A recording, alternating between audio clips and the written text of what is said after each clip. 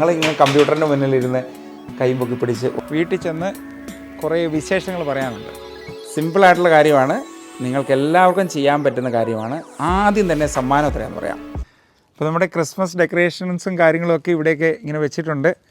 Candy Cairns ഇത് കോസ്കോയിൽ നിന്നൊക്കെ വാങ്ങിയതാണ്. പിന്നെ അത് വാങ്ങിയത് നമ്മുടെ ഹോം ഡിപ്പോയിൽ നിന്നാണ് വാങ്ങിയത്. ഇത് ഞങ്ങൾ വന്ന സമയത്ത് നട്ട ഒരു ക്രിസ്മസ് ട്രീ ആണ്. ഈ ക്രിസ്മസ് ട്രീയെ ഈ എവർഗ്രീൻ ട്രീ ആണത്. അത് ചെറുതായിരുന്നു, ഇപ്പം ഇത്രയും പൊക്കമായി, എൻ്റെ ഒപ്പം പൊക്കമായി ഇപ്പോൾ അതിന്. അപ്പോൾ ഇങ്ങനെ ഈ ഭാഗത്തെല്ലാം ഇങ്ങനെയുള്ള മരങ്ങളുണ്ട്. അപ്പോൾ ഇന്ന് ഞാൻ ഓഫീസിൽ നിന്ന് വന്നപ്പോഴത്തേനും ഇവിടെ വന്നപ്പോഴത്തേനും സ്നോ ഒക്കെ വന്ന് മൊത്തം വീണ് കിടക്കുമായിരുന്നു. അപ്പോൾ ഇതൊരു ചെറിയൊരു സ്റ്റോറി കാനഡയിലെ പാർട്ട് ടൈമിനെ പറ്റിയാണ് കേട്ടോ. ഇവിടെ വന്നു കഴിഞ്ഞപ്പോഴത്തേനും ഞാനതെല്ലാം മാറ്റാമെന്നൊക്കെ വിചാരിച്ചു. കുറച്ച് കഴിഞ്ഞപ്പോഴത്തേനും ഒരു പയ്യൻ ഇവിടെ വന്നു.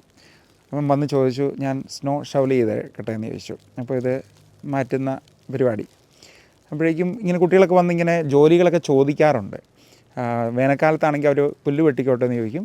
അപ്പോൾ നമ്മൾ $10 അല്ലെങ്കിൽ $20 നമുക്ക് ഇഷ്ടമുള്ള കൊടുക്കുക. അവരാദ്യം തന്നെ ചാർജ് പറയും കേട്ടോ. അത് കഴിഞ്ഞിട്ട് നമുക്ക് ഇഷ്ടമുണ്ടെങ്കിൽ ചെയ്തിച്ചാൽ മതി. അപ്പോഴേക്കും ആൾ വന്ന് നല്ല വൃത്തിയായിട്ടെല്ലാം നന്നായിട്ട് ചെയ്തിട്ട് പോയി. പിന്നെ നമ്മൾ ഇതിൽ നിന്ന് പഠിക്കേണ്ട ഒരു കാര്യം എന്ന് പറഞ്ഞിട്ടുണ്ടെങ്കിൽ, നമ്മുടെ നാട്ടിലൊക്കെ ആണെങ്കിൽ കുട്ടികൾ അങ്ങനെ അധികം ജോലിക്കൊന്നും പുറത്ത് പോയിട്ട് കാണില്ല. അപ്പോൾ ഇവിടെ വന്ന് ഒരു ജോലി ചെന്ന് ചോദിക്കാൻ എല്ലാവർക്കും ഒരു മടിയുണ്ടാവും ആദ്യം. അപ്പോൾ അങ്ങനെ നമ്മൾ നാട്ടിൽ നിന്ന് തന്നെ പഠിച്ചു വരുവാണെങ്കിൽ ഏറ്റവും നല്ലതാണ്. കാരണം നമ്മുടെയൊക്കെ ചെറുപ്പത്തിൽ, അതായത് എൻ്റെ ജനറേഷൻ അങ്ങനെയൊക്കെ നോക്കിക്കഴിയുമ്പോഴേക്കും ആ സമയത്തൊക്കെ കാല അവധിയുടെ സമയത്തും പല കൃഷിപ്പണികൾ ചെയ്യാറുണ്ടായിരുന്നു. അല്ലെങ്കിൽ പിന്നെ സ്കൂൾ വിട്ട് വന്നു കഴിയുമ്പം എന്തെങ്കിലുമൊക്കെ ജോലികൾ നമുക്കുണ്ടായിരുന്നു. ആ ഒരു ട്രഡീഷൻ ഉണ്ടെങ്കിൽ മുന്നോട്ട് നല്ലതാണ്, പ്രത്യേകിച്ചും വിദേശ പഠനം ആഗ്രഹിക്കുന്ന കുട്ടികൾക്ക്. അപ്പോൾ നമ്മുടെ വ്ലോഗ് കണ്ടിന്യൂ ചെയ്യാം. ഇനി കുറച്ച് ഷോപ്പിങ്ങിനൊക്കെ ആയിട്ട് ഞങ്ങൾ പോവാണ്. കുറച്ച് സാധനങ്ങൾക്ക് നമ്മുടെ ക്രിബൊക്കെ ഉണ്ടാക്കുന്ന അതിന് വേണ്ടി വാങ്ങണം. ഡോളർമേലാണ് പോകുന്നത്. അവിടെ പോയി കുറച്ച് സാധനങ്ങളൊക്കെ വാങ്ങി വരാം. അപ്പോൾ എല്ലാവരും പോരെ, നമുക്ക് വണ്ടിയിലോട്ട് പോകാം. എല്ലാവരും വണ്ടിക്കകത്തിരിപ്പുണ്ട്. ഇത് മഞ്ഞ് വീണ് കിടക്കുവാണ്. ഇതൊന്ന് ക്ലീൻ ചെയ്തായിരുന്നു. രാവിലെയൊക്കെ ആകുമ്പോഴത്തേനും വണ്ടി മൊത്തം നല്ല മഞ്ഞാവും. കഴിഞ്ഞ വർഷമൊന്നും അധികം മഞ്ഞില്ലായിരുന്നു. അധികം ആൾക്കാർ വിൻ്റർ ടയർ പോലും മാറ്റിയിട്ടിട്ടില്ലായിരുന്നു. എന്നാൽ ഈ വർഷം നേരത്തെ തന്നെ കൃത്യസമയത്ത് തന്നെ മഞ്ഞ് വീഴ്ച ആരംഭിച്ചിട്ടുണ്ട്. ഈ വിൻ്റർ ടയറിൻ്റെ കാര്യം പറഞ്ഞപ്പോഴാണ് കഴിഞ്ഞ ദിവസം ഞാനൊരു CBCയുടെ ഒരു ഇൻ്റർവ്യൂ കേട്ടതാണ്. ഇവിടുത്തെ ട്രാൻസ്പോർട്ട് മിനിസ്ട്രി എന്നുള്ളൊരാൾ പറഞ്ഞൊരു കാര്യമാണ്. അതായത് നമ്മൾ സാധാരണ വിൻ്റർ ടയർ ഇടുന്നത് സ്നോയിൽ വരുമ്പോഴത്തേനുമാണ് വിൻ്റർ ടയറിൻ്റെ ആവശ്യം എന്ന് വിചാരിക്കും. പക്ഷേ +7 മുതൽ ഇത് വേണം എന്ന് പറഞ്ഞിട്ടുണ്ടെങ്കിൽ, +7 താഴോട്ടാണെങ്കിൽ കൃത്യമായിട്ടും വിൻ്റർ ടയർ ഇടണം. ഈ റോഡും പിന്നെ ടയറുമായിട്ടുള്ള ട്രാക്ഷൻ സംബന്ധിച്ച കാര്യമാണ്. അതിൽ നമ്മൾ ചവിട്ടിയൊക്കെ കിട്ടത്തില്ല. അത് കാരണമാണ് ഇത് ഇടുന്നത്. അപ്പോൾ നമ്മൾ സ്നോയ്ക്ക് വേണ്ടി വിൻ്റർ ടയർ മാറ്റാൻ വേണ്ടി ഇരിക്കേണ്ട, അത് ആ കൃത്യ ഡേറ്റിൽ തന്നെ മാറ്റുന്നതാണ് ഏറ്റവും നല്ലതെന്ന് അതിൽ നിന്ന് എനിക്ക് മനസ്സിലായി. പിന്നെ ഇപ്പോൾ നമ്മളിവിടെ അടുത്തുള്ളൊരു ഡോളർമേലോട്ടാണ് പൊയ്ക്കൊണ്ടിരിക്കുന്നത്. ഇപ്പോൾ ഇവിടെ അടുത്ത് തന്നെയാണ്.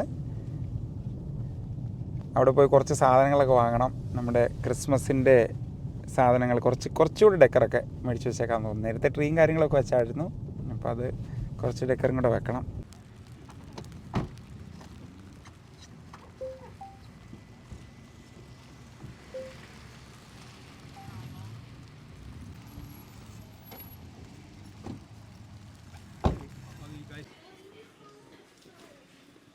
എന്നെ മേടിക്കാൻ പോവാ? ഡെക്കറാ? ഓക്കെ. ക്രിസ്മസ് ഡെക്കർ കാര്യങ്ങളെല്ലാം ഇവിടെ ഉണ്ട്. സീസണൽ ഡെക്കറേഷൻസ് ആളുകളെല്ലാം ചെയ്യുന്നതാണ് ഇവിടെ. അപ്പോഴേക്കും ഈ സെക്ഷനിൽ വന്നിട്ടുണ്ടെങ്കിൽ ഓരോ സീസൺ അനുസരിച്ചുള്ള സാധനങ്ങൾ കിട്ടും. ഇതിൻ്റെയൊക്കെ വില $3, പിന്നെ $1, $2 ഒക്കെയാണ് ഓരോന്നിൻ്റെ വില. പിന്നെ മറ്റ് സെക്ഷൻസ് നോക്കിക്കഴിയുമ്പോഴേക്കും ഫോട്ടോ ഫ്രെയിംസ്, പിന്നെ മോർ ക്രിസ്മസ് ഡെക്കറേഷൻസ്, അങ്ങനെ പല കാര്യങ്ങളുമുണ്ട്.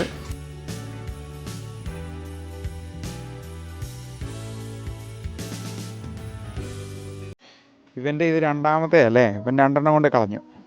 അപ്പോൾ ഇനി ഡോളർമേന്ന് മേടിച്ചു കൊടുത്താൽ മതി.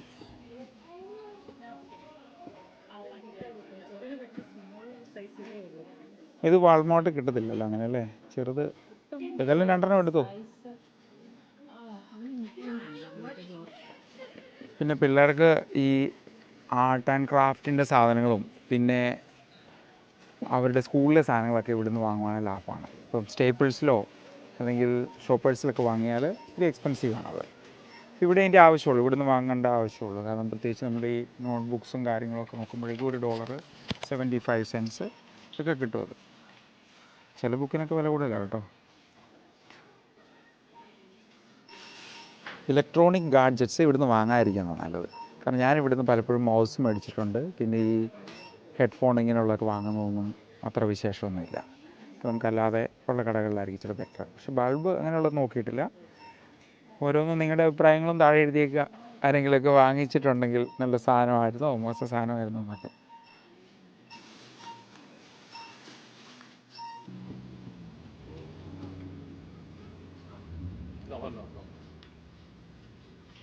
ഇപ്പോൾ സാധനങ്ങളൊക്കെ വാങ്ങി, ഇതാണ് ബില്ല് കേട്ടോ. അപ്പോൾ ബില്ല് $65 ആയിട്ടുണ്ട്. ചെറിയ ചെറിയ സാധനങ്ങളാണ് വാങ്ങിച്ചേക്കുന്നത്. ഇനിയിപ്പോൾ എന്താണ് പരിപാടി? നമ്മൾ നേരെ വീട്ടിലോട്ട് പോകല്ലേ? വീട്ടിൽ ചെന്ന് കുറേ വിശേഷങ്ങൾ പറയാനുണ്ട്. കടയിലൊക്കെ പോയി സാധനങ്ങളൊക്കെ വാങ്ങി തിരിച്ചെത്തി. പിന്നെ ഒരു കൊച്ചു പുൽക്കൂടി ഞങ്ങളിവിടെ ഉണ്ടാക്കി. നാട്ടിൽ നിന്ന് സാധനങ്ങളൊക്കെ വാങ്ങിയിട്ടുണ്ടായിരുന്നു. പിന്നെ ഹോം ഡെക്കറും കാര്യങ്ങളൊക്കെ കുറേ ദിവസങ്ങളായിട്ട് ചെയ്യുന്നുണ്ടായിരുന്നു. പിന്നെ ഞങ്ങളുടെ ക്രിസ്മസ് ട്രീ അത് കഴിഞ്ഞ വർഷം വാങ്ങിച്ചതായിരുന്നു. അങ്ങനെ ഓരോ വർഷം കുറേ ചെറിയ ചെറിയ സാധനങ്ങളൊക്കെ വാങ്ങാറുണ്ട്. പുറത്ത് വെച്ചിരിക്കുന്ന റെയിൻഡിയറും അത് കാര്യങ്ങളെല്ലാം ഓരോ വർഷങ്ങളായിട്ട് വാങ്ങി വെക്കുന്നതാണ്. ഗരാജ് ഇപ്പം പകുതിയായിട്ടുണ്ട് നമ്മുടെ ക്രിസ്മസ് ഡെക്കറേഷൻ കാര്യങ്ങളുമൊക്കെ ആയിട്ട്. അതിങ്ങനെ സ്റ്റോർ ചെയ്ത് വെക്കും, പിന്നെ എടുക്കുന്നു. ഇന്ന് ക്രിസ്മസ് ഈവ് ഞങ്ങൾ ഒരു പ്രത്യേക ഡ്രസ്സിലൊക്കെയാണ് ഇവിടെ ഇരിക്കുന്നത്. കാരണം ഇവിടുത്തെ ഒരു ട്രഡീഷൻ എന്നൊക്കെ പറയുന്നത് പിജാമ ഡേയ്സ്, പിന്നെ എന്താണ് ഹോട്ട് ചോക്ലേറ്റ് ഉണ്ടാക്കി കുടിക്കുക, കുക്കീസ് കഴിക്കുക, പിന്നെ ക്രിസ്മസ് മൂവീസ് വാച്ച് ചെയ്യുക. ഏതൊക്കെയാണ് ക്രിസ്മസ് മൂവീസ്? Home alone. ഇന്ന് കാണുന്നത് എന്താ നമ്മൾ? എൽഫ്, പിന്നെ ഗ്രിഞ്ച്, ഇങ്ങനെയുള്ള പല ക്രിസ്മസ് മൂവീസും ഉണ്ട്. അതൊക്കെ കുട്ടികളൊക്കെ കാണാറുണ്ട്, ഞങ്ങളും കാണാറുണ്ട്. പിന്നെ നമ്മുടെ കോൺസേർട്ടുകൾക്ക് ആളുകൾ പോവും. അതിൻ്റെ വിശേഷങ്ങളൊക്കെ കഴിഞ്ഞ ആഴ്ച പറഞ്ഞിട്ടുണ്ടായിരുന്നു. അപ്പോൾ എല്ലാവർക്കും merry Christmas and happy new year. Okay, ഇനി നമ്മുടെ വിശേഷങ്ങളിലേക്ക് കിടക്കാം. ഇന്നത്തെ ഒരു ഫാമിലി വ്ളോഗിൻ്റെ ഒരു പ്രധാന കാര്യം എന്ന് പറഞ്ഞിട്ട് ഉണ്ടെങ്കിൽ, അതായത് ഞങ്ങളിവിടെ വന്നിട്ട് 7 വർഷങ്ങളായി. എന്നാ വന്നത്? 2017 വന്നത്. ഞങ്ങൾ കനേഡിയൻ സിറ്റിസൺഷിപ്പ് എടുത്തത് 5 വർഷങ്ങൾക്ക് ശേഷമാണ് അതിൻ്റെ ചിന്തയും കാര്യങ്ങളൊക്കെ വന്നത്. അതായത് നമുക്ക് ഇവിടെ വേണ്ട എലിജിബിലിറ്റി ഫസ്റ്റ് ക്രൈറ്റീരിയ എന്ന് പറഞ്ഞാൽ 1095 ദിവസങ്ങൾ കാനഡയിൽ സ്റ്റേ ഉണ്ടായിരിക്കണം. അതായത് പല ദിവസങ്ങളിലായിട്ടാണെങ്കിൽ നമ്മൾ ഇവിടെ മതി. അതോടൊപ്പം തന്നെ നമ്മളിപ്പോൾ PR ആണെങ്കിൽ അതിൻ്റെ പുതുക്കൽ കാര്യങ്ങൾക്കാണെങ്കിൽ നമുക്ക് 5 വർഷത്തിൽ 3 വർഷം കാനഡയിൽ ഉണ്ടാവണം. അങ്ങനെ കനേഡിയൻ സിറ്റിസൺഷിപ്പ് ഞങ്ങൾ ആദ്യം 3 പേര് അപ്ലൈ ചെയ്തു. അതിൻ്റെ ഒരു കാര്യം എന്ന് പറഞ്ഞിട്ടുണ്ടെങ്കിൽ കൊച്ചു ത്രേസ്യയുടെ എന്തായിരുന്നു പേരിൽ ഒരു വ്യത്യാസം ഉണ്ടായിരുന്നു. അത് കറക്റ്റ് ചെയ്തിട്ടാണ് ഞാൻ അപ്ലൈ ചെയ്തത്. ഓക്കെ, അതായത് നാട്ടിൽ നിന്ന് ഇത് പാസ്പോർട്ട് അപ്ലൈ ചെയ്തപ്പോഴത്തേനും ഗിവൺ നെയിം ഒറ്റയായിട്ട് കൊടുത്തു, സർനെയിം ഇല്ലായിരുന്നു. അങ്ങനെ ഒരു പ്രശ്നം ഉണ്ടായിരുന്നു. ഞങ്ങൾ ആദ്യം ചെയ്ത കാര്യം എന്ന് പറഞ്ഞിട്ടുണ്ടെങ്കിൽ പാസ്പോർട്ട് കറക്റ്റ് ചെയ്യാൻ കൊടുത്തു. ഈ പാസ്പോർട്ട് കറക്റ്റ് ചെയ്യാൻ കൊടുത്തെന്ന് പറഞ്ഞിട്ടുണ്ടെങ്കിൽ എന്തായിരുന്നു? ബർത്ത് സർട്ടിഫിക്കറ്റ് കൊടുത്തു. പിന്നെ ഇവിടുത്തെ ലാൻഡിങ് പേപ്പർ, നമ്മുടെ ഈ COPR എന്ന് പറയുന്ന ആ പേപ്പർ ഉണ്ടല്ലോ, നമ്മളിവിടെ ഇങ്ങോട്ട് വരുമ്പോഴുള്ള ആ പേപ്പർ, അത് രണ്ടും കൊടുത്തു. അത് ചെയ്തിട്ട് ഇന്ത്യൻ പാസ്പോർട്ട് ഇന്ത്യൻ പാസ്പോർട്ടിൽ കറക്ഷൻ ചെയ്യാൻ വേണ്ടി ബർത്ത് സർട്ടിഫിക്കറ്റ് കൊടുത്തത്. അതെ, ബർത്ത് സർട്ടിഫിക്കറ്റ് കൊടുത്ത് അത് കറക്റ്റ് ചെയ്തു. പിന്നെ PR കാർഡ് കറക്റ്റ് ചെയ്യിപ്പിച്ചു. അതിനാണ് നമ്മൾ COPR കൊടുത്തത്. അതിന് ശേഷം പിന്നെ ആണ് സിറ്റിസൺഷിപ്പ് ആപ്ലിക്കേഷൻ ഇടുന്നത്. ഞങ്ങൾക്ക് സിറ്റിസൺഷിപ്പ് കിട്ടി ഏകദേശം 2 മാസം കഴിഞ്ഞിട്ടാണ് ആൾക്ക് കിട്ടുന്നത്. സബ്മിറ്റ് ചെയ്യുന്നത് 2-3 മാസം കഴിഞ്ഞിട്ടാണ് എൻ്റെ സബ്മിറ്റ് ചെയ്യുന്നത്. ഓക്കെ, ഞങ്ങളുടെ സിറ്റിസൺ സെറമണി എന്ന് പറഞ്ഞിട്ടുണ്ടെങ്കിൽ അത് ഓൺലൈനായിരുന്നു. കൊച്ചു ത്രേസ്യയുടെ ഇൻ പേഴ്സൺ ആയിരുന്നു. അതെങ്ങനെ ഉണ്ടായിരുന്നു? നല്ലതായിരുന്നു.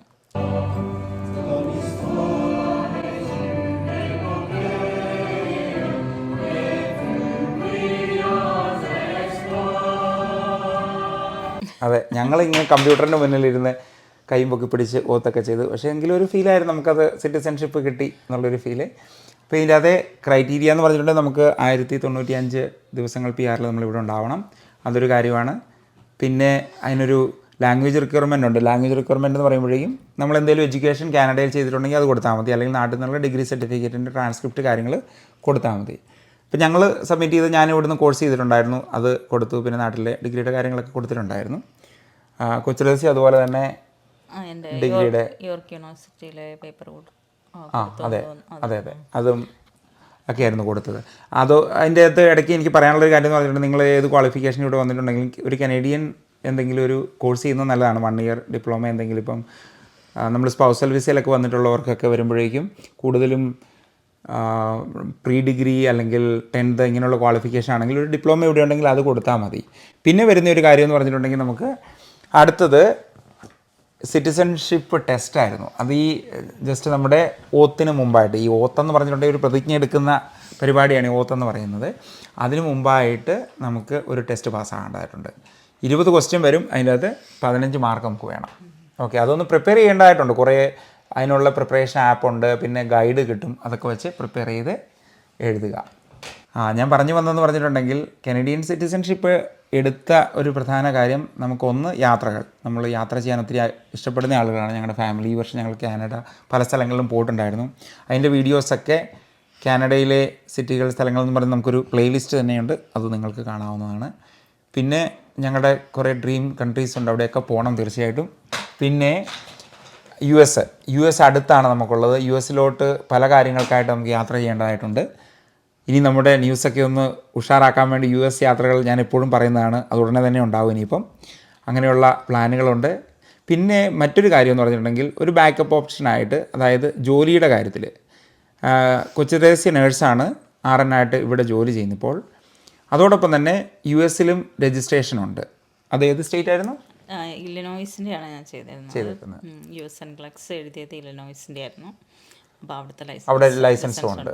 ഓക്കെ, ഇവിടെ ഒത്തിരി ആളുകൾക്ക് ആ ലൈസൻസ് ഉള്ളതാണ്. ഞങ്ങൾക്ക് കിട്ടിയേക്കുന്ന ഒരു അഡ്വാൻറ്റേജ് എന്ന് പറയുന്നത് ഇവിടെ തന്നെ കനേഡിയൻ എഡ്യൂക്കേഷൻ ഉള്ളത് കാരണം ലാംഗ്വേജ് റിക്വയർമെൻറ്റ് ഇല്ലാതെ തന്നെ നേരിട്ട് അവിടെ പോയി ജോലി ചെയ്യാൻ പറ്റും. അങ്ങനെ ഒരു കാര്യമുണ്ട്, അതാണത് നിലനിർത്തുന്നത്. അതിൻ്റെ രജിസ്ട്രേഷൻ ചെയ്തിട്ടേക്കുന്നു. അതിൻ്റെ പുതുക്കലെല്ലാം എല്ലാ വർഷവും ഉണ്ടല്ലേ? അത് എല്ലാ വർഷമല്ല, 6 മാസം കൂടുമ്പോൾ 6 മാസം കൂടുമ്പോൾ ഉണ്ട്. ഇപ്പോൾ $50 വെച്ച് അടക്കണം USD അല്ലേ? US ഡോളർ $50 ആണെന്ന് തോന്നുന്നു. $50. അതെ. അപ്പോൾ അങ്ങനെ ഒരു ബാക്കപ്പ് ഓപ്ഷനും കൂടെ നമുക്ക് എപ്പോഴും ഇട്ടിട്ടുണ്ട്. പലരും ചോദിക്കാറുണ്ട് നമുക്ക് US NCLEX RN ജസ്റ്റ് എഴുതിയിട്ടുണ്ടെങ്കിൽ നമുക്ക് പോകാൻ പറ്റുമോ, അവിടെ ജോലി ചെയ്യാൻ പറ്റുമോ എന്നുള്ളത്. പക്ഷേ അതിൽ ലാംഗ്വേജ് റിക്വയർമെൻ്റ് ഉണ്ട്. OET, IELTS, SELBAN ഇങ്ങനെയുള്ള സെൽപിപ്പ് ഇങ്ങനെയുള്ള ടെസ്റ്റുകൾ ഏതെങ്കിലുമൊക്കെ ലാംഗ്വേജ് കോഴ്സുകൾ. അതിനെപ്പറ്റി കൂടുതൽ അറിയാൻ വേണ്ടി നിങ്ങൾ ആ ബോർഡിനെ തന്നെ കോൺടാക്ട് ചെയ്യുന്നതായിരിക്കും ഏറ്റവും നല്ലത്. അതാണ് മറ്റൊരു കാര്യം എന്ന് പറഞ്ഞിട്ടുള്ളത്. പിന്നെ 185 രാജ്യങ്ങൾ വിസ ഫ്രീ ആയിട്ട് പോകാം. പക്ഷേ ഇന്ത്യക്ക് നമുക്ക് വിസ എടുത്ത് തന്നെ പോകണം. പക്ഷേ മോസ്റ്റ് പവർഫുൾ ആയിട്ടുള്ള പാസ്പോർട്ടുകളിലൊന്നാണ് കനേഡിയൻ പാസ്പോർട്ട് എന്ന് പറയുന്നത്. നാട്ടിലെ കാര്യങ്ങൾ പറയുമ്പോഴേക്കും ഇനിയിപ്പോൾ നാട്ടിൽ നമ്മൾ പൂർണ്ണമായിട്ട് തീർത്ത് പോകാൻ വേണ്ടിയുള്ളൊരു പ്ലാൻ ഇപ്പോൾ നിലവിൽ എന്താണേലും നമ്മൾ അധികം കണ്ടവാനും നൊസ്റ്റാൾജിക്കായിട്ടിരിക്കുന്ന ആളൊന്നുമല്ല. നമ്മൾ എവിടെയായിരിക്കുന്നു അവിടെ ജോലി ചെയ്യുക, നമ്മൾ കുടുംബം നോക്കുക, അങ്ങനെയുള്ളൊരു രീതിയാണ് ഞങ്ങളുടെ രീതി എന്ന് പറയുന്നത്. നമ്മൾ എവിടെയായിരിക്കുന്നു അവിടെയാണ് നമ്മുടെ ഫാമിലി എന്ന് പറയുന്നത്. പിന്നെ നാട്ടിൽ എല്ലാ വർഷങ്ങളും തന്നെ പോകാൻ വേണ്ടി ശ്രമിക്കുന്നുണ്ട്. ഒറ്റയ്ക്കോ അല്ലെങ്കിൽ ഫാമിലി ആയിട്ടോ ഞങ്ങൾ പോകാറുണ്ട്. അവിടെ ചെന്ന് കഴിയുമ്പോഴേക്കും നമുക്ക് ജോലി ചെയ്യണമെങ്കിൽ ചെയ്യുന്നതിനൊരു കുഴപ്പമില്ല. കാരണം നമുക്ക് ആധാറും പാൻ കാർഡും ഉണ്ടെങ്കിൽ നമുക്ക് ജോലികളിൽ പ്രവേശിക്കുന്നതിന് കുഴപ്പമില്ല, സാലറി വാങ്ങുന്നതിനും കുഴപ്പമില്ല. പിന്നെ നമുക്ക് നാട്ടിൽ വോട്ട് ചെയ്യാൻ പറ്റത്തില്ല, അഗ്രികൾച്ചർ ലാൻഡ് വാങ്ങാൻ പറ്റില്ല, ഇങ്ങനെയുള്ള കുറച്ച് ലിമിറ്റേഷൻസാണ് ഉള്ളത്. അപ്പോൾ ഇത്രയൊക്കെയാണ് നമ്മുടെ നാട്ടിലെ കാര്യങ്ങളെന്ന് പറഞ്ഞിട്ടുണ്ടെങ്കിൽ. പിന്നെ ഇനിയിപ്പോൾ ആർക്കെങ്കിലും കനേഡിയൻ സിറ്റിസൺഷിപ്പ് ഉപേക്ഷിച്ച് പൂർണ്ണമായിട്ട് നാട്ടിൽ പോകണമെന്നുണ്ടെങ്കിൽ നമുക്ക് നാട്ടിൽ സിറ്റിസൺഷിപ്പ് ആവശ്യമായിട്ടുണ്ട്. അതിനുവേണ്ടി എനിക്ക് എൻ്റെ വായനയിൽ കൂടി എനിക്ക് മനസ്സിലാക്കാൻ സാധിച്ചൊരു കാര്യം എന്ന് പറഞ്ഞിട്ടുണ്ടെങ്കിൽ നമുക്ക് 7 വർഷം നാട്ടിൽ നിൽക്കണം, എങ്കിലേ ഉള്ളൂ നമുക്കത് ഇതിൻ്റെ പ്രോസസ്സ് സ്റ്റാർട്ട് ചെയ്യാൻ പറ്റുള്ളൂ. പിന്നെ കാനഡയിലെ ഈ സിറ്റിസൺഷിപ്പ് ക്യാൻസൽ ചെയ്യണം. അതിൻ്റെ പേപ്പർ നാട്ടിൽ ഡിസ്ട്രിക്ട് മജിസ്ട്രേറ്റിൻ്റെ കൈ കൊടുത്ത് വീണ്ടും അപ്ലൈ ചെയ്താലേ ഉള്ളൂ നമുക്ക് ഇന്ത്യൻ സിറ്റിസൺഷിപ്പ് തിരിച്ച് കിട്ടുകയുള്ളൂ. അപ്പോൾ ഇത്രയൊക്കെയാണ് അതിൻ്റെ കാര്യങ്ങളെന്ന് പറയുന്നത്. പിന്നെ നമുക്ക് ഇനി മറ്റൊരു പോയിൻ്റ് എന്ന് പറയുന്നത് നമുക്ക് മറ്റ് സിറ്റിസൺഷിപ്പ് ഇപ്പോൾ UK നിന്ന് സിറ്റിസൺഷിപ്പ് സ്വീകരിക്കുന്നതിനോ അല്ലെങ്കിൽ ഓസ്ട്രേലിയയിൽ നിന്ന് സിറ്റിസൺഷിപ്പ് എടുക്കുന്നതിനോ US നിന്ന് സിറ്റിസൺഷിപ്പ് എടുക്കുന്നതിനോ നമുക്ക് കുഴപ്പമില്ല.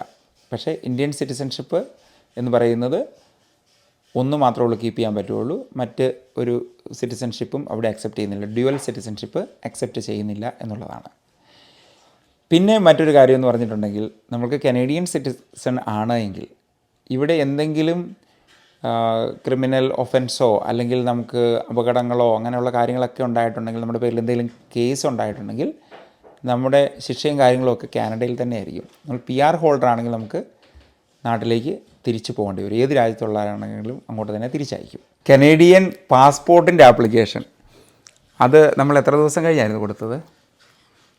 6 ദിവസം. 5 ദിവസം കഴിഞ്ഞ് കൊടുക്കാം. 5 വർക്കിംഗ് ഡേയ്സ് കഴിഞ്ഞ് കൊടുക്കാമെന്ന് പറഞ്ഞത്. അത് കൊടുക്കുന്നതും നമ്മൾ ഇതുപോലെ തന്നെ അതിൻ്റെ ഫോട്ടോയും കാര്യങ്ങളൊക്കെ എടുക്കേണ്ടതായിട്ടുണ്ട്. കറക്റ്റ് സ്പെസിഫിക്കേഷൻ കാര്യങ്ങളൊക്കെ ഉണ്ട്. അതൊക്കെ എടുത്ത് നമുക്ക് സബ്മിറ്റ് ചെയ്താൽ മതി. ആപ്ലിക്കേഷൻ സബ്മിറ്റ് ചെയ്യുക. അത് പാസ്പോർട്ട് ഓഫീസുകളുണ്ട്, അതായത് സർവീസ് കാനഡയുടെ ചില ലൊക്കേഷൻസാണ് വരുന്നത്. അവിടെ പോയി അത് കൊടുക്കുക. ഞങ്ങൾ അവിടെ പോയി കൊടുത്തതെന്ന് പറഞ്ഞാൽ ഈ കഴിഞ്ഞ നവംബർ നവംബറിലാണ് കൊടുത്തത്. അത് കഴിഞ്ഞപ്പോഴാണ് കാനഡ പോസ്റ്റ് സമരം വന്നത്. അതുകൊണ്ട് എനിക്ക് പാസ്പോർട്ട് കിട്ടാൻ ലേറ്റായി. പക്ഷെ അവരുടെ സമരം തീർന്നു കഴിഞ്ഞ ഉടനെ തന്നെ കിട്ടി. അത് ഉടനെ തന്നെ കിട്ടി. നന്നായിട്ട് പാക്ക് ചെയ്താണ് വരുന്നത്. പിന്നെ ഇത് സൈൻ ഇൻ റിക്വയർഡ് ആണ്. അതിൽ നമ്മൾ സൈൻ ചെയ്ത് കൊടുത്തെങ്കിലേ ഉള്ളൂ നമുക്കത് കിട്ടുകയുള്ളൂ. അല്ലെങ്കിൽ പോസ്റ്റ് ഓഫീസിൽ പോയി തന്നെ അത് വാങ്ങേണ്ടതായിട്ട് വരും. ഉണ്ടല്ലോ അല്ലേ? അതെ, കാണിച്ചേ ഇങ്ങോട്ടെ. ഓക്കെ, അപ്പോൾ കൺഗ്രാജുലേഷൻ. ഞാൻ അപ്ലൈ ചെയ്ത് കഴിഞ്ഞപ്പോഴേക്കും ഞങ്ങളുടെ 3 പേരുടെ ആദ്യം കൊടുത്തത് അത് ഉടനെ തന്നെ കിട്ടിയായിരുന്നു. ഇനിയിപ്പോൾ ഉള്ള ഞങ്ങളുടെ ഒരു അടുത്ത ചടങ്ങെന്ന് പറഞ്ഞിട്ടുണ്ടെങ്കിൽ ഞങ്ങളിത് നമ്മുടെ ഇന്ത്യൻ സിറ്റിസൺഷിപ്പ് അല്ലെങ്കിൽ ഇന്ത്യൻ പാസ്പോർട്ട് സറണ്ടർ ചെയ്യണം. അതാണ് അടുത്ത പ്രൊസീജിയർ വരുന്നത്. പിന്നെ OCI കാർഡ് അപ്ലൈ ചെയ്യണം. ഇതിൻ്റെ എല്ലാം വ്ലോഗ് നമുക്ക് സെപ്പറേറ്റ് ആയിട്ട് ചെയ്യാം. അപ്പോൾ OCI കാർഡ് എന്ന് പറയുമ്പോഴേക്കും നമുക്ക് നാട്ടിൽ വന്ന് താമസിക്കാനും നാട്ടിൽ നിൽക്കാനും എല്ലാം ഉള്ള ഒരു അനുവാദമാണ്. പിന്നെ ഈ കഴിഞ്ഞ ദിവസം എനിക്ക് മനസ്സിലാക്കാൻ പറ്റിയൊരു കാര്യം എന്ന് പറഞ്ഞാൽ നമുക്ക് ആധാറും ഈ പാൻ കാർഡും ഒക്കെ വാലിഡാണ് നമുക്ക് OCI കാർഡ് ഉണ്ടെങ്കിൽ. അപ്പോൾ നമുക്ക് മറ്റ് കാര്യങ്ങളൊക്കെ ചെയ്യുന്നതിന് പ്രശ്നങ്ങളൊന്നുമില്ല. Okay, happy. അപ്പോൾ ഇത്രയൊക്കെയാണ് നമ്മുടെ കനേഡിയൻ സിറ്റിസൺഷിപ്പിൻ്റെ വിശേഷങ്ങൾ. പിന്നെ ഒരാളോട് താങ്ക്സ് പറയാനുണ്ട്. ജയേഷ് ജേക്കബ്. ജയേഷ് ആയിരുന്നു ഞങ്ങളുടെ ആപ്ലിക്കേഷനൊക്കെ എല്ലാം ഫില്ല് ചെയ്ത് കറക്റ്റായിട്ട് അത് സബ്മിറ്റ് ചെയ്തത്. പേപ്പർ ആപ്ലിക്കേഷൻ എല്ലാം പ്രിപ്പയർ ചെയ്ത് അദ്ദേഹമായിരുന്നു. പിന്നെ ഓൺലൈൻ ആപ്ലിക്കേഷനും ജയേഷ് തന്നെയാണ് അത് ചെയ്തത്. അതിൻ്റെ ഇടയ്ക്ക് നെയിം കറക്ഷൻ വന്നപ്പോഴും അതിൻ്റെ കറക്റ്റായിട്ടുള്ള അഡ്വൈസ് തന്നതെല്ലാം ജയേഷ് ജേക്കബ് RCIC കൺസൾട്ടൻ്റാണ്, അദ്ദേഹമാണ് ചെയ്തത്. അപ്പോൾ എന്തെങ്കിലുമൊക്കെ സേവനങ്ങൾ നിങ്ങൾക്ക് ആവശ്യമുണ്ടെങ്കിൽ നമ്മുടെ താഴെ എൻ്റെ വാട്സപ്പ് SPS-ൻ്റെ നമ്പർ കൊടുത്തിട്ടുണ്ട്, അതിൽ കോൺടാക്ട് ചെയ്താൽ മതി. ഇപ്പോൾ ഇത്രയൊക്കെയാണ് വിശേഷങ്ങൾ. എല്ലാവരും ഇങ്ങോട്ട് മിന്നു, കുട്ടു അവനെ എടുത്തോണ്ടോ ഇങ്ങോട്ട്. Can you show your thing that your art? അതൊന്ന് കാണിച്ചേ. എല്ലാവരും ഒന്ന് കാണിച്ചത്. എല്ലാവരും കാണിച്ചത്. ഓക്കെ. ഇവൻ വലിയ ഇഷ്ടമായി ഇങ്ങനെ കളർ ചെയ്തുകൊണ്ടൊക്കെ ഇരിക്കാൻ വേണ്ടി. അപ്പോൾ അത് ഇങ്ങനെ ഈ ഡോളർമേ പോയപ്പോൾ മേടിച്ചതായിരുന്നു. അത് കളർ ചെയ്തുകൊണ്ട് ഇതിൻ്റെ തിരക്കിൽ ഇങ്ങനെ ആൾ ഇരിക്കുമായിരുന്നു. ഓക്കെ, അപ്പോൾ നിങ്ങളെയൊക്കെ വീണ്ടും ഫാമിലിയോടൊപ്പം കാണാൻ സാധിച്ചതിൽ ഒത്തിരി സന്തോഷം. നമ്മുടെ ഗിവ് അവേ, അടുത്തത് നമ്മുടെ ഗിവ് അവേ ആണ്. എന്തായിരിക്കും നമ്മുടെ ഗിവ് അവേ ഇപ്രാവശ്യം? ഇവർക്കും സർപ്രൈസാണ്, എല്ലാവരും ഇങ്ങനെ നോക്കിയിരിക്കുക. അതായത് നമുക്ക് 2 ചാനലുണ്ട്. അതായത് ഈ ബിജോ സെബാസ്റ്റ്യൻ എന്ന് പറഞ്ഞ ഈ ചാനലും പിന്നെ ഒരു ചാനലുണ്ട്, അതിൻ്റെ പേരെന്നാണെന്നറിയാമോ? Immigrant tales. പിന്നെ ലെഗാറ്റോ ടൊറൻറ്റോ ഒരു ചാനലുണ്ട്. ഇത്രയും ചാനലുകളാണ് നമുക്കുള്ളത്. പ്രധാനമായിട്ട് നമ്മുടെ ഈ 2 ചാനലുകളിൽ മെമ്പേഴ്സ് ആയിട്ടുള്ളവർക്കാണ് നമ്മുടെ അതിൻ്റെ എലിജിബിലിറ്റി എന്ന് പറയുന്നത്. സിമ്പിളായിട്ടുള്ള കാര്യമാണ്, നിങ്ങൾക്ക് എല്ലാവർക്കും ചെയ്യാൻ പറ്റുന്ന കാര്യമാണ്. ആദ്യം തന്നെ സമ്മാനം എത്രയാണെന്ന് പറയാം. $100 Canadian. കേട്ടല്ലോ. നാട്ടിലാണെങ്കിൽ അതിന് തത്തുല്യമായിട്ടുള്ള പൈസ ആയിരിക്കും കൊടുക്കുന്നത്. ക്വസ്റ്റ്യൻ എന്താണ്? Question How many nutcrackers are on this tree? Question വല്ലതും മനസ്സിലായോ? എത്ര നട്ട് ക്രാക്കേഴ്സ് ഈ ക്രിസ്മസ് ട്രീയിൽ ഉണ്ട് എന്നുള്ളതാണ്. ഇൻസ്ട്രക്ഷൻസ് നമുക്ക് കേൾക്കാം. ബിജോ സെബാസ്റ്റ്യൻ എന്ന യൂട്യൂബ് ചാനലും ഇമിഗ്രൻറ്റ് ടെയിൽസ് എന്ന ചാനലും സബ്സ്ക്രൈബ് ചെയ്തവരായിരിക്കണം ഉത്തരങ്ങൾ എഴുതി അയക്കേണ്ടത്. നിങ്ങൾക്ക് കമൻ്റായിട്ട് തന്നെ താഴെ രേഖപ്പെടുത്താവുന്നതാണ്. പിന്നെ 2 ചാനലിൻ്റെയും സബ്സ്ക്രിപ്ഷൻ സ്ക്രീൻഷോട്ട് bijo@canadianskills.ca ഇമെയിൽ ചെയ്യുക. ഇമെയിൽ എനിക്ക് കിട്ടിക്കഴിഞ്ഞ് കഴിയുമ്പോഴേക്കും, അതായത് നിങ്ങൾ ഡിസംബർ 31 മുമ്പായിട്ട് അയച്ചാൽ മതി. പലരും കറക്റ്റായിട്ടുള്ള ആൻസേഴ്സ് അയക്കും. അതിനുശേഷം നമുക്കൊരു നറുക്കെടുപ്പുണ്ടായിരിക്കും. ആ നറുക്കെടുത്ത് കിട്ടുന്ന വ്യക്തിക്കായിരിക്കും എത്ര കനേഡിയൻ ഡോളേഴ്സ്? 100 കനേഡിയൻ ഡോളേഴ്സ് ലഭിക്കുന്നതായിരിക്കും. അപ്പോൾ എല്ലാ വ്ളോഗ്സും നിങ്ങൾ കാണുന്നതിൽ ഒത്തിരി നന്ദി. പിന്നെ നമ്മളിപ്പോൾ 70,000 സബ്സ്ക്രൈബേഴ്സ് ആയിരിക്കുകയാണ്. എല്ലാവർക്കും എല്ലാവിധ ആശംസകളും നേരുന്നു. നിങ്ങളുടെ സപ്പോർട്ടിന് വീണ്ടും വീണ്ടും നന്ദി പറയുന്നു. Wish you a merry Christmas And Happy New Year. That's very cool Eric, right? പിന്നെ നമുക്ക് ഇനി അടുത്ത വ്ളോഗ്സൊക്കെ തുടർച്ചയായിട്ട് കണ്ടിന്യൂ ചെയ്യുന്നുണ്ട്. വെള്ളിയാഴ്ച നമ്മുടെ ലൈവ് സെഷനുണ്ട്. ഇടയ്ക്കിടയ്ക്ക് ഞങ്ങൾ ഒരുമിച്ച് ഫാമിലിയായിട്ട് യാത്രകളിലൊക്കെ വരാം. അപ്പോൾ എല്ലാവരും സബ്സ്ക്രൈബ് ചെയ്യാൻ മറക്കണ്ട, ഷെയർ ചെയ്യാൻ മറക്കണ്ട. എല്ലാവർക്കും ഒരു നല്ല ദിവസവും ആഴ്ചയും ആശംസിക്കുന്നു.